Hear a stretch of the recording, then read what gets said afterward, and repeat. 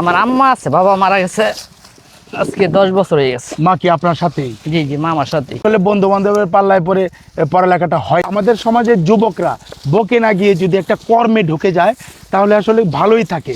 এই যে পেঁয়াজ পরিষ্কার করতেছেন, জি এটা কি একবারে জমি থেকে কৃষকের কাছ থেকে কিনে নিচ্ছেন? জি জি জি। মানে কত কেজি কিনে নেন? কিনা পরে 35, 40, 38।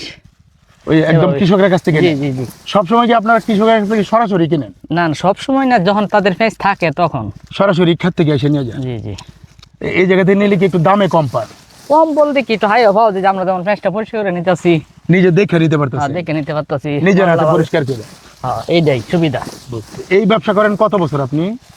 এই ব্যবসা আমার আমার ভাইয়ে করে প্রায় 8-10 বছরের বেশি হইব। আর আপনি? আমিও তো ওই যে ভাইয়ের লগে থাকি। এর আগে কি করতেন? স্কুলে গেছেন, পড়ালেখা জি করতেন? জি, স্কুলেও গেছি, 8-10 পড়াশোনা করছি। পরে আর কেন করেন নাই? পরে বিভিন্ন স্টাফে বা ইচ্ছাকৃত ভাবে যাই নাই, করি নাই। বন্ধু বান্ধবের পাল্লায় পড়ে গেছিলেন? হ্যাঁ, এমন ভাবে, এমনই। মানে যে বাজে বন্ধু বান্ধবের পাল্লায় পড়ছিলেন? জি জি জি তারপরে কি ব্যবসায় চলে আসছে? জি। ব্যবসায় প্রথম কিভাবে আসছেন আপনি? ব্যবসা করে আমার মামা ব্যবসা করতো অনেকদিন যাবত আমার মামার সাথে। এই ব্যবসা? হ্যাঁ, এই ব্যবসা আর অন্য ব্যবসা করতো মামা। পরে মামার সাথে ব্যবসা শুরু করছে? হ্যাঁ হ্যাঁ, জি জি। এখন কি নিজেই করতেছে? এখন ভাই আছে, আপনার আমরা আছি। ভাইয়ের নিয়ে নিজে করতেছে? হ্যাঁ। আপনার বাবা মা আছে না? আমার আম্মা আছে, বাবা মারা গেছে আজকে 10 বছর হয়ে গেছে। মা কি আপনার সাথেই? জি জি, মা আমার সাথে। এই ব্যবসা করে মারেও ভরণ পোষণ করেন? জি জি। বিয়ে করছেন? জি, বিয়ে করছি। বাচ্চা? একজন বাচ্চা আছে, এবার স্কুলে ভর্তি হয়েছে। ছেলে না মেয়ে? হুম, মেয়ে। হ্যাঁ, এক মেয়ে। তা আপনি তো পড়ালেখাটা করতে পারেন, এই বন্ধু বান্ধবের পাল্লায় পড়ে পড়ালেখা ছাড়ছেন, তো এই যে আপনার বাচ্চারা কি পড়ালেখা করাবেন না? ইনশাআল্লাহ, আল্লাহ একটু বেশি দূর পড়াবেন, ইচ্ছা আছে না? অবশ্যই ইচ্ছা আছে, আল্লাহ নিজে যেহেতু দেয়। করতে পারেন নাই, যেটা তো আশা আছে সবারই। এই ব্যবসা করে কি আপনি ভালো আছেন? আলহামদুলিল্লাহ।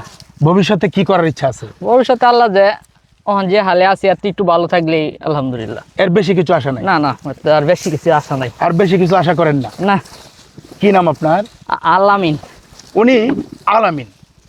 আমরা এই যে ব্রহ্মপুত্র নদের চরাঞ্চলে পেঁয়াজ খেতে এসে এক কর্নারে দেখলাম তিনি পেঁয়াজ পরিষ্কার করছেন। জানতে পারলাম তিনি পেঁয়াজের ব্যবসায়ী, কৃষকের কাছ থেকে সরাসরি পেঁয়াজ কিনে নিয়ে যান এবং এখান থেকে কেনার যে তার যে সুবিধা, মানে পেঁয়াজটা নিজের হাতে পরিষ্কার করে দেখে শুনে এবং কিছুটা কম টাকায়ও কিনতে পারেন। তিনি এটা পাইকারিও বিক্রি করেন, বাজারে খুচরাও বিক্রি করেন। আলামিন পড়ালেখা করতে পারেননি, 8-9 পর্যন্ত পড়ালেখা করেছেন। পরে আসলে বন্ধু বান্ধবের পাল্লায় পরে পড়ালেখাটা হয়নি।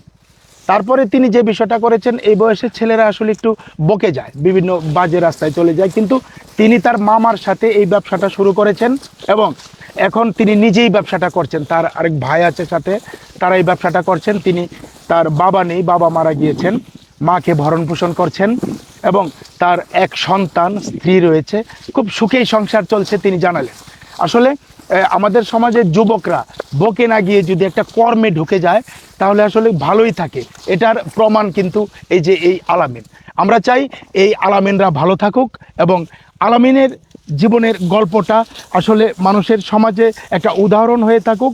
আসলে বকে না গিয়েও যুবক অবস্থায়ও ব্যবসা করে ভালো কিছু করা যায় এবং ভালো জীবনযাপন করা যায় এবং কোটি কোটি টাকা তার প্রয়োজন নেই। যেটা সে বললেন যে আমার এই ব্যবসায় যদি আরেকটু ভালো করতে পারি তাহলে আমার সন্তুষ্টি।